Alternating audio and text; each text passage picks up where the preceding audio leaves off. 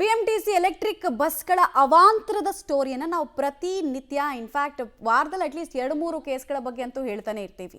ಈಗಲೂ ಅಷ್ಟೇ BMTC ಚಾಲಕರು ಅದರಲ್ಲೂ ಎಲೆಕ್ಟ್ರಿಕ್ ಬಸ್ ಓಡಿಸುವಂತಹ ಚಾಲಕರು ಬುದ್ಧಿ ಕಲಿತಾ ಇಲ್ಲ ಅಂತ ಅನ್ಸುತ್ತೆ. ಬೇಜವಾಬ್ದಾರಿತನ ಮುಂದುವರೆದಿದೆ.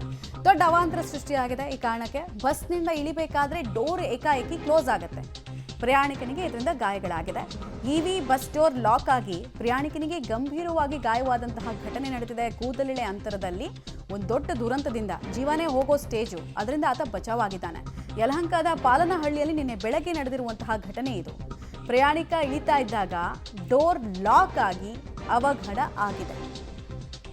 ಪ್ರಯಾಣಿಕನಿಗೆ ಸದ್ಯ ಗಂಭೀರವಾಗಿ ಗಾಯಗಳಾಗಿದ್ದು ಆತನನ್ನು ಆಸ್ಪತ್ರೆಗೆ ಸೇರಿಸಲಾಗಿದೆ. ಆಂಬ್ಯುಲೆನ್ಸ್ ಚಾಲಕರ ನೆರವಿನಿಂದ ಸರ್ಕಾರಿ ಆಸ್ಪತ್ರೆಗೆ ಆತನನ್ನು ಚಿಕಿತ್ಸೆಗೆ ಅಂತ ದಾಖಲಿಸಲಾಗಿದೆ.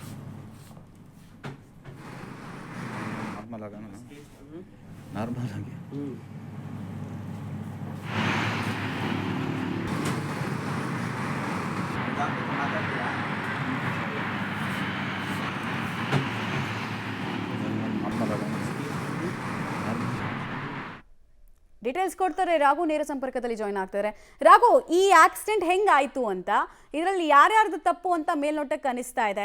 ಈಗ ಗಾಯಗೊಂಡಿರುವಂತಹ ವ್ಯಕ್ತಿಯ ಸ್ಥಿತಿ ಬಗ್ಗೆ ಏನೇನು ಮಾಹಿತಿಗಳಿದೆ? ರಿಕವರಿಗೆ ಇನ್ನೂ ಎಷ್ಟು ಸಮಯ ಬೇಕಾಗತ್ತಂತೆ? ಏನೇನು ಇಂಜುರೀಸ್ ಆಗಿದೆ ಆತನಿಗೆ? ಮಮತಾ, ಈ ಘಟನೆ ಆಗಿರುವಂತದ್ದು ನಿನ್ನೆ ಬೆಳಿಗ್ಗೆ ಯಲಹಂಕದ ಪಾಲನಹಳ್ಳಿಯಲ್ಲಿ ಬಳಿ ಆಗಿರುವಂತಹ ಘಟನೆ. ಅಂದ್ರೆ ಬಸ್ನಿಂದ ಇಳಿಯುವಂತ ಸಂದರ್ಭದಲ್ಲಿ ಪ್ರಯಾಣಿಕ ತನ್ನ ಸ್ಟಾಪ್ ಬಂತು ಅಂತ ಹೇಳಿ ಬಸ್ನಿಂದ ಇಳಿತಾ ಇರ್ತಾರೆ. ಆ ಸಂದರ್ಭದಲ್ಲಿ ಏಕಾಏಕಿ ಡೋರ್ ಕ್ಲೋಸ್ ಆಗಿದೆ. ಅಂದ್ರೆ ತಾಂತ್ರಿಕ ಸಮಸ್ಯೆಯಿಂದ ಡೋರ್ ಕ್ಲೋಸ್ ಆಗಿದೆ ಅನ್ನುವಂಥ ಮಾತುಗಳನ್ನ ಸಿಬ್ಬಂದಿಗಳು ಹೇಳ್ತಾ ಇರುವಂತದ್ದು. ಬಟ್ ಆದ್ರೆ ಅಲ್ಲೆಲ್ಲೋ ಒಂದ್ ಕಡೆ ಡ್ರೈವರ್ ಏನಾದ್ರು ಈತನನ್ನ ಗಮನಿಸ್ತಾ ಇದ್ರೆ, ಪ್ರಯಾಣಿಕ ಇಳಿತಾ ಇರುವಂತದ್ದನ್ನ ಗಮನಿಸದೆ ಏನಾದ್ರು ಲಾಕ್ ಮಾಡಿದ್ರ ಅನ್ನುವಂಥದ್ದು ಕೂಡ ಇಲ್ಲಿ ಇರುವಂತಹ ಪ್ರಶ್ನೆ. ಯಾಕಂದ್ರೆ ಏಕಾಏಕಿ ಡೋರ್ ಕ್ಲೋಸ್ ಆಗ್ತಾ ಇದ್ದಂಗೆ ಆತನ ತಲೆ ಭಾಗ ಏನಿದೆ, ಪ್ರಯಾಣಿಕ ಇಳಿತಾ ಇರುವಂತಹ ಸಂದರ್ಭದಲ್ಲಿ ಆತನ ತಲೆಯ ಭಾಗಕ್ಕೆ ಡೋರ್ ಬಂದು ಬಡಿಯುತ್ತೆ.